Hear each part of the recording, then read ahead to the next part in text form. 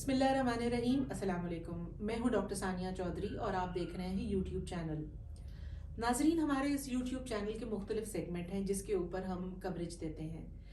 ایک سیکشن ہمارا news feed کا ریگولر چلتا ہے. ایک سیکنڈ سیکشن جو ہمارا ہے وہ کچھ سوشل ایشوز کے حوالے سے ہے.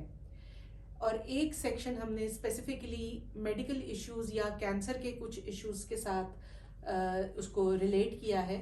اور اس سیکشن کے اوپر آج کا جو ہمارا ہے ٹاپک وہ بریسٹ کینسر کے سروائیورز کے سلسلے میں کسی نہ کسی بریسٹ کینسر سروائیور سے ہم انٹرویو کریں گے اور کچھ ایسی معلومات حاصل کریں گے جن کا آپ کو بہت جو ہے وہ بینیفٹ ہو سکتا ہے اس حوالے سے کہ جس وقت خدا نخواستہ کسی کے گھر میں کوئی پیشنٹ ڈائگنوز ہوتا ہے یا کوئی ایسی سچویشن آتی ہے تو اس وقت ایک وقت دم سے یہ بات سمجھ میں نہیں آتی کہ کیا کریں، یہ کیسے ہو گیا، اس کو کیسے ہینڈل کریں، آگے ہمیں اب کیا کرنا ہے.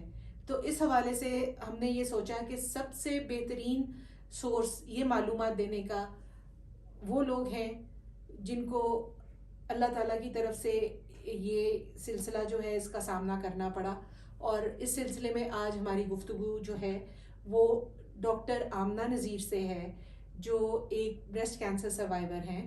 اور آئیے ہم ان سے چلتے ہیں، ملتے ہیں اور ان سے پوچھتے ہیں کہ انہوں نے یہ جنگ کیسے لڑی تھی. جی ڈاکٹر آمنہ، السلام علیکم، کیا حال ہے آپ کا؟ خیریت سے ہیں؟ وعلیکم السلام. اپنے بارے میں کچھ بتائیے ہمیں. جی مجھے 2019 میں ڈسکور ہوا کہ مجھے بریسٹ کینسر ہے. اور جب یہ بات ڈائگنوز ہوئی تو اس وقت فیملی، بچے اور گھر والے سب ہی ایموشنلی ایک سب کو دھچکا لگا، ٹراما ہوا سب کو. کیونکہ مجھے جب یہ بات پتہ چلی تو سب سے پہلے ایسے لگا کہ جیسے ڈاکٹر نے ایک ڈیتھ سینٹنس سنا دیا ہو. ایک لمحے کے لیے ہر چیز بلینک ہو گئی، کیونکہ کینسر کا لفظ جو ہے وہ کافی ڈراؤنا محسوس ہوتا ہے ہر ایک کے لیے.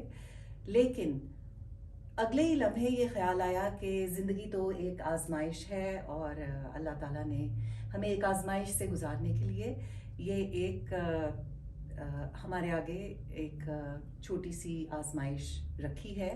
تو ہمیں چاہیے کہ ہم اس کو اچھے طریقے سے ہینڈل کریں اور گھر والے جو ہیں وہ ہمیں فلی سپورٹ کریں اس معاملے میں. تو میری ریکویسٹ ہے ان سب لوگوں سے جن کو کبھی بھی بریسٹ کینسر ڈائگنوز ہو یا کسی بھی قسم کا کینسر، ان کی فیملیز کو یہ ریکویسٹ ہے کہ جیسے میری فیملی نے مجھے سپورٹ کیا وہ اپنے پیشنٹس کو اس طرح سے سپورٹ کریں کہ انہیں محسوس ہی نہ ہو کہ وہ اس چیز سے گزر رہے ہیں. اس بیماری کا علاج جو ہے وہ بہت امپورٹنٹ ہے، اہم ہے کہ آپ فوراً ڈاکٹر سے رجوع کریں اور جس طریقے سے آپ کا ٹریٹمنٹ پلان ہو اس کو آپ فالو کریں. اور میرے حساب سے اس کے 4 حصے بنتے ہیں ٹریٹمنٹ میں. اچھا. ایک تو میں سمجھتی ہوں کہ ڈاکٹر جو ہے جب ڈائگنوز ہوتا ہے تو وہ سرجری کے لیے آپٹ کرتے ہیں کہ آپ کو سرجیکلی وہ گلٹی ریموو کروانی ہے. دوسرا کیمو تھراپی ہے ایک آپشن، اور تیسرا ریڈیشن تھراپی ہوتی ہے. یہ سارا تو میڈیکلی آپ کو ٹریٹ کیا جاتا ہے اس طریقے سے. بعد میں آپ کو کچھ دوائیاں کھانی پڑتی ہیں کچھ عرصے کے لیے اور فالو اپس کرنے پڑتے ہیں. لیکن میرے نزدیک جو چوتھا حصہ ہے ٹریٹمنٹ کا وہ ہے اس سب کے بعد جو آپ نے لائف لانگ اپنا خیال رکھنا ہے. وہ میں سمجھتی ہوں کہ سب سے اہم بات ہے بعد میں جب آپ ایک دفعہ اپنا میڈیکل علاج کروا لیتے ہیں تو بعد میں آپ نے اپنا خیال کس طرح رکھنا ہے. اور اس خیال میں تھوڑی سی آپ کو دوسروں کے لیے بھی سیکریفائس کرنی پڑے گی. ان کو بھی اویئرنیس کروانے کے لیے ان کو بھی آپ کو بتانا پڑے گا اور آپ کو اپنے گھر سے شروع کرنا ہوگا کہ جو بھی خواتین آپ کے گھر میں ہیں، آپ کے رشتہ دار ہیں، آپ کے دوست ہیں، ان سب کو آپ انکریج کریں سپورٹیولی کہ وہ اپنا چھاتی کا جو ہے ایکس رے جسے میموگرام کہتے ہیں وہ 40 سال کی عمر کے بعد ہر سال ہر خاتون اپنا ایکس رے ضرور کروائے. تاکہ اگر کوئی بھی گلٹی ہو چھوٹے سائز کی ارلی ڈیٹیکٹ ہو جائے تو اس کا علاج بھی آسان ہے اور اس میں اس کا خرچہ بھی کم ہے. تو مجھے جب یہ ڈائگنوز ہوا تو میری فیملی سپورٹ سب سے پہلے نمبر 1 پہ آئی.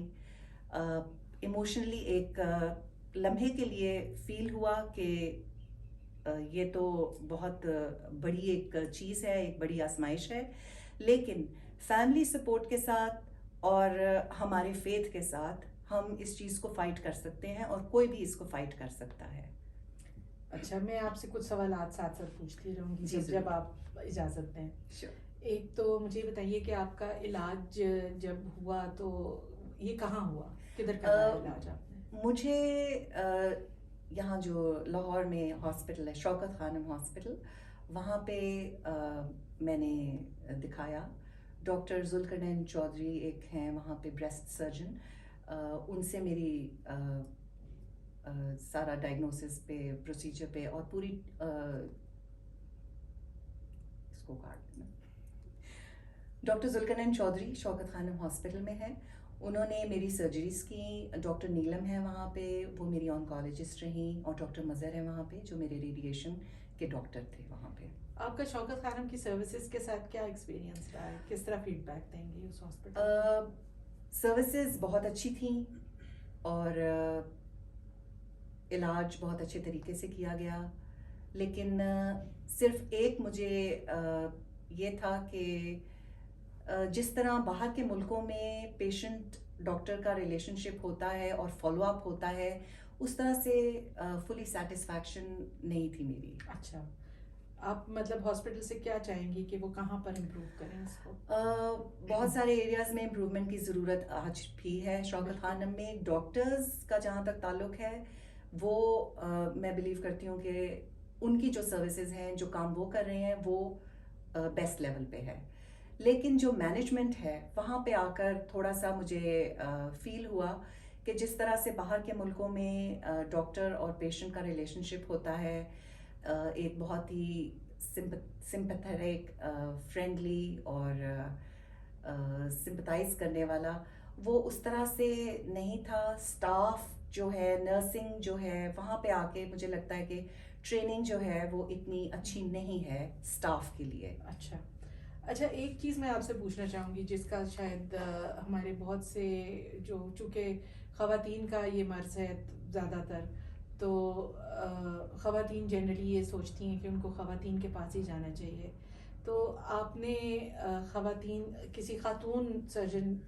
کو پریفر نہیں کیا, اس کی کیا وجہ, کوئی خاص وجہ؟ کوئی خاص وجہ تو نہیں تھی. اگر وہ خواتین جو صرف خواتین کے پاس جانا زیادہ کمفرٹ محسوس کرتی ہیں تو ضرور دکھائیں فیمیلز کو, لیکن میرے نزدیک یہ تھا کہ میں نے ایک ایسے سرجن کو سلیکٹ کرنا تھا جن کا مجھے پہلے سے علم تھا کہ وہ بہت اچھے سرجن ہیں. تو اپنی تسلی کے لیے اور ایشورنس کے لیے میں نے ان کو چنا. بہت ساری خواتین کمفرٹیبل نہیں ہوتی ہیں میل سرجنس کے پاس, لیکن میرے نزدیک یہ تو صرف ایک ڈاکٹر پیشنٹ کا ایک ریلیشن شپ ہوتا ہے, ڈاکٹر نے علاج کرنا ہے. اگر کوئی میل ڈاکٹر بھی ہے جو فیمیل کو اس طرح سے ڈائگنوز کرے اور سرجریز کرے, تو میرے نزدیک یہ ایک آپ ایک مریضوں کی خدمت ہی کر رہے ہیں. بالکل. تو اس میں یہ نہیں سوچنا چاہیے کہ میل ہے کہ فیمیل ہے. میرے نزدیک آپ کو یہ سوچنا چاہیے کہ آپ کو بیسٹ سروسز کہاں سے مل سکتی ہیں, چاہے وہ میل ہو یا وہ فیمیل ہو. ٹھیک ہے. اچھا, ہمیں آپ سے بات جب ہو رہی تھی پہلے تو پتہ چلا کہ آپ نے گوگل پہ بہت سرچ کیا تھا اس کے بارے میں, اس کے بارے میں ہمیں کچھ بتائیں. جی, بہت ساری انفارمیشن, ویسے تو میں خود ڈاکٹر ہوں, لیکن کیونکہ میں نے پیشنٹس کے ساتھ ڈیل نہیں کیا, میں ریسرچ میں کام کرتی رہی, تو میرا جو نالج تھا وہ کہہ لیں کہ اپ ڈیٹڈ نہیں رہا. تو میں نے بھی گوگل سرچ میں بہت سارے ریسرچ آرٹیکلز پہ اسٹڈی کیا, اور میں نے پورا میکینزم بریسٹ کینسر پہ A to Z سارا اسٹڈی کر کے اپنی تسلی کی. تو میں یہ بھی کہنا چاہوں گی کہ جن خواتین کو سائنس کے بارے میں تھوڑا بہت نالج ہے, ان کو بھی چاہیے کہ وہ گوگل کریں اور ریسرچ آرٹیکلس اسٹڈی کریں تاکہ ان کے نالج میں اضافہ ہو.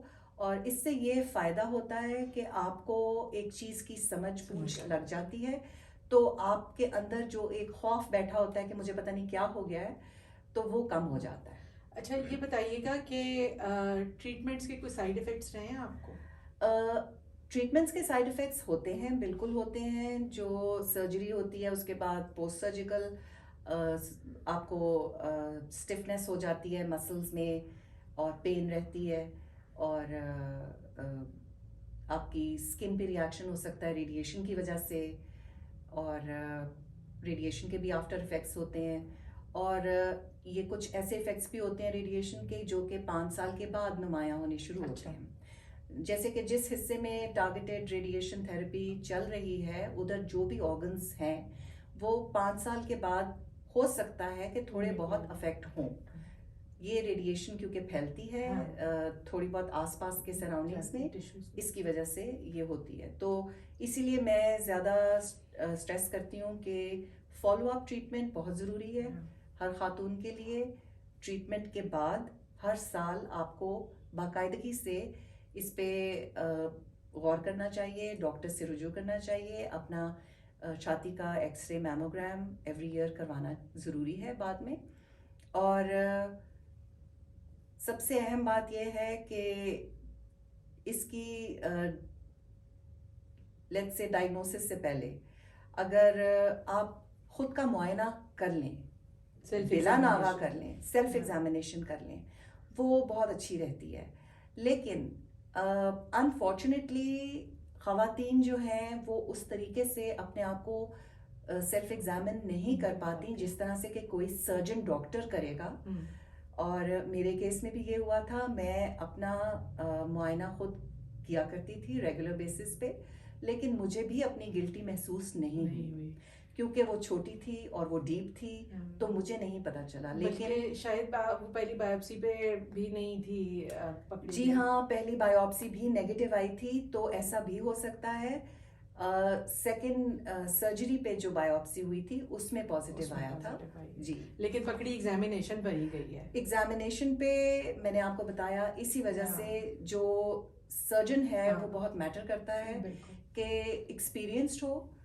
ان کو وہ گلٹی محسوس ہوئی جو مجھے سیلف ایگزامینیشن پہ محسوس نہیں ہوئی تھی, اور جو بایوپسی میں مس ہو گئی تھی. اچھا یہ بتائیں کہ کاسٹ آف ٹریٹمنٹ کا آپ کا کیا خیال ہے کہ یہ کتنا ود ان ریچ ہے ایک مڈل کلاس؟ دیکھیں مڈل کلاس میں بھی کچھ کیٹیگریز ہیں. جو اپر مڈل کلاس ہے وہ تو شاید کہیں نہ کہیں سے بندوبست کر لیتی ہے اپنا اس علاج کے خرچے کے لیے. لیکن جو لوور مڈل کلاس ہے اس میں بہت سارے ایسے لوگ آ جاتے ہیں اس کیٹیگری میں جن کا نہ تو مفت علاج ہو سکے گا اور جن کے لیے علاج کے لیے پیسہ اکٹھا کرنا بھی مشکل ہو جاتا ہے. تو بہت سارے لوگ اس وجہ سے ہاسپٹل آتے ہی نہیں ہیں ڈاکٹر سے علاج کروانے کے لیے کہ ان کے پاس وہ خرچہ نہیں ہے جس سے کہ یہ علاج ہو سکے. ایک دفعہ یہ آپ کی chemo therapy, radio therapy, surgery, یہ ساری چیزوں سے اسٹیجز سے جب ہم نکل جاتے ہیں تو اس کے بعد آپ کو بعد میں بھی کوئی دوائیاں شوائیاں کھاتی رہنی پڑتی ہیں یا ختم ہو جاتا ہے؟ جی بالکل, اس کے بعد بھی آپ کو میڈیسنز لینی ہوتی ہیں. اور ہر خاتون کا جس حساب سے کیٹیگرائز ہوتا ہے ٹیومر, جو گلٹی ہے جس سٹیج پہ ہے, کیا اس کی مورفالوجی ہے اور کس کیٹیگری کا ہے وہ, تو اس کے حساب سے اکارڈنگلی میڈیسنز دی جاتی ہیں اور وہ لینا بہت ضروری ہے. اچھا یہ بتائیے کہ آپ کی ایک بار آپ کی ٹریٹمنٹ کمپلیٹ ہو گئی, پوسٹ سرجری اور پوسٹ ریڈیو تھراپی تو آپ کی چل رہی ہے میڈیکیشن, لیکن اس وقت الحمدللہ آپ کیورڈ سمجھی جاتی ہیں کہ you are cured of cancer, آپ پھر سے نارمل ہو چکی ہیں. جی بالکل. یہ مجھے بتائیں کہ آپ کی زندگی پر اب یہ آپ نے کینسر کو اثر انداز ہونے دیا؟ بالکل نہیں. میں نے اس چیز کو ایسے ہی لیا کہ جیسے آپ کو کوئی بھی بیماری ہو جاتی ہے, آپ کو کبھی اسٹمک فلو ہو گیا، وامٹنگ ڈائریا ہو گیا، آپ اس کو ٹریٹ کرتے ہیں. آپ کو فلو ہو گیا تو آپ سمٹومیٹک ٹریٹمنٹ اس کی بھی کرتے ہیں. آپ کو سر میں درد ہے تو آپ دوائی لیتے ہیں. تو یہ بھی اسی طرح ایک آج کے دور میں انفارچونیٹلی بہت کامن بیماری ہو گئی ہے کینسر، اور جس میں کہ بریسٹ کینسر جو ہے وہ نمبر 1 جان لیوا کینسر ہے اور بہت ہی کامن ہے. اور ضروری نہیں کہ یہ آپ کی جینز سے آپ کو ملا ہو، یہ اتنا اسپوریڈک ہے اور اتنا کامن ہو چکا ہوا ہے کہ سننے میں آپ کو آئے گا کہ آپ کے ہر دوسرے تیسرے جاننے والے میں گھر میں کسی نہ کسی کو بریسٹ کینسر ہے. اچھا، ایک چیز یہ بتائیے کہ آپ نے دوران ٹریٹمنٹ، جب ایکٹیو ٹریٹمنٹ چل رہا تھا سرجری کے بعد ریڈیو سے کے دوران، تو بہت سے ٹوٹکے کیے تھے. جی تو بالکل. ہمیں ان ٹوٹکوں کے بارے میں کچھ بتائیں. یہ اسی طرح ہے جیسے کہ آپ کو گھر میں فلو ہوا، آپ نے دیکھا ہوگا آپ کی امی کے، نانی کے، دادی کے ٹوٹکے استعمال ہوتے ہیں. آپ یخنی پیتے ہیں، آپ گرین ٹی پیتے ہیں، کہوا لیتے ہیں جو شاندہ بنا کے پیتے ہیں اس کو ٹھیک کرنے کے لیے. اسی طرح کینسر ہو یا کوئی بھی اور بیماری ہو، آپ کا مین جو مقصد ہونا چاہیے نا وہ ہے کہ آپ اپنی امیونٹی کو اسٹرانگ بنائیں. اور جتنا آپ اپنی امیونٹی کو اسٹرانگ بنائیں گے تو آپ میں اتنی زیادہ آپ کی باڈی کے سیلز میں طاقت ہوگی کسی بھی بیماری کو فائٹ کرنے کے لیے. اور بیماری تو پھر بھی آپ پہ لاحق ہو سکتی ہے ان اسپائٹ آف دیٹ، لیکن اس کا مطلب یہ نہیں کہ آپ وہ ٹوٹ کے چھوڑ دیں یا آپ اپنی امیونٹی کو بوسٹ کرنا چھوڑ دیں. آپ نے، میں نے سنا تھا کہ بہت سی قسموں کے جوس بھی ہیں روزانہ. جی ہمیں بتائیں میں نے گے ہمارے ویورز کو کہ آپ کن بالکل کن سبزیوں اور پھلوں کے جوسز پیتی ہیں. میں نے بہت ساری ریسرچ کی تھی. میں نے آن لائن گوگل پہ ریسرچ کی تھی اور ریسرچ آرٹیکلز جو کہ میڈیکل انسٹیٹیوٹ سے ریلیٹڈ تھے ان کے ریسرچ آرٹیکلز اور اسٹیٹسٹکس پڑھنے کے بعد میں نے یہ دیکھا کہ بہت سارے کھانے پینے کی جو چیزیں ہیں جو ہمارے کچن میں ہی ہوتی ہیں، جس میں مسالہ جات اسپائسز بھی موجود ہیں، ان میں اتنی شفا ہے اور ان میں بہت ساری اینٹی کینسر پراپرٹیز رکھنے والی چیزیں ہیں جو ہمارے کچن میں ہیں. اور ان کو اگر آپ صحیح مقدار میں روزانہ استعمال کریں یا وقتاً فوقتاً کرتے رہیں تو آپ کی امیونٹی جو ہے وہ بوسٹ کرے گی. جب میں ٹریٹمنٹ کروا رہی تھی ریڈیشن تھراپی، اس ٹائم پہ میں نے کریلے کا جوس پیا، گاجر کا جوس پیا، سیب کا جوس پیا، اورنجز کا جوس پیا اور چکندر کا جوس پیا. اور یہ جوسز اس لیے میں پیتی تھی کیونکہ ادرک کا بھی پیا. میرا خیال ہے ادرک کا جوس تو میں ہر جوس میں ویسے ہی شامل کر لیتی تھی، روزانہ لیتی تھی. یہ سارے جو میں نے پھل اور سبزی کے نام لیے ہیں ان میں اینٹی آکسیڈنٹس بہت زیادہ مقدار میں ہوتے ہیں اور ان میں اینٹی کینسر پراپرٹیز بھی ہیں. نہ صرف یہ چیزیں بلکہ اور بہت سارے ہمارے کھانے پینے اور پھل اور سبزیاں اور مسالے اس طرح کے ہیں جن میں بہت زیادہ اینٹی آکسیڈنٹس ہوتے ہیں، اینٹی کینسر پراپرٹیز بھی رکھتے ہیں. تو ہمیں چاہیے کہ ہم کچھ نہ کچھ ٹوٹکا اپنی امیونٹی کو بوسٹ کرنے کے لیے ہر وقت کرتے رہیں اور اس کو کنٹینیو نہ رکھیں، اس کو توڑ دیا کریں. ایک وقت میں ایک اگر ہم کر رہے ہیں لیٹس سے فار ایگزامپل 2 ہفتے کے لیے آپ ہلدی کا ٹوٹکا کریں، دودھ میں ہلدی اور گھی اور کالی مرچ ذرا سی ڈال کر اس کو رات سونے سے پہلے پئیں. رات کو پئیں گے تو آپ کی باڈی میں ریجنریشن ہوگی سیلز میں اور آپ کی امیونٹی اچھے سے بوسٹ ہوتی ہے. اور یہ ایک پرانا دادی اماں کا ٹوٹکا بھی ہے. بہت سارے لوگ رات کو دودھ میں ہلدی ڈال کے اس کو کنزیوم کرتے ہیں. ڈاکٹر آمنہ، مجھے لگتا ہے آپ کو نا یہ کینسر ہاسپٹلس کو انگیج کرنا چاہیے کہ آپ کاؤنسلنگ اور اس طرح کی چیزوں کے اوپر پیشنٹس کے ساتھ جو ہے نا رابطے میں رہیں اور ان کو سپورٹ دے سکیں. آپ کا بہت شکریہ، آپ نے بہت ٹائم نکالا آج کے سیشن کے لیے. ناظرین، آج کا جو سیگمنٹ تھا اس میں ڈاکٹر آمنہ کی وجہ سے ہمیں بہت سی مفید انفارمیشن ملی ہے کینسر کو فائٹ کرنے کے حوالے سے، کینسر سروائیو کرنے کے حوالے سے. اور ہم امید کریں گے کہ یہ انٹرویو دیکھنے کے بعد، یہ گفتگو سننے کے بعد، جو لوگ جن لوگوں کے گھروں میں کوئی نہ کوئی کینسر کا پیشنٹ ہے، جن لوگوں کے جو خود کینسر کی بیماری میں مبتلا ہیں، ان لوگوں کو یہ مزید ہمت مل گئی ہوگی کہ یہ صرف ایک اور بیماری ہے، ایک چیلنج ہے زندگی کا، ایک آزمائش ہے، اور آپ نے اس کو پار کرنا ہے، سروائیو کرنا ہے اور زندگی کو آگے لے کے چلنا ہے. آپ کا بہت شکریہ دیکھنے کا. آج کے لیے بس اتنا ہی. Take care.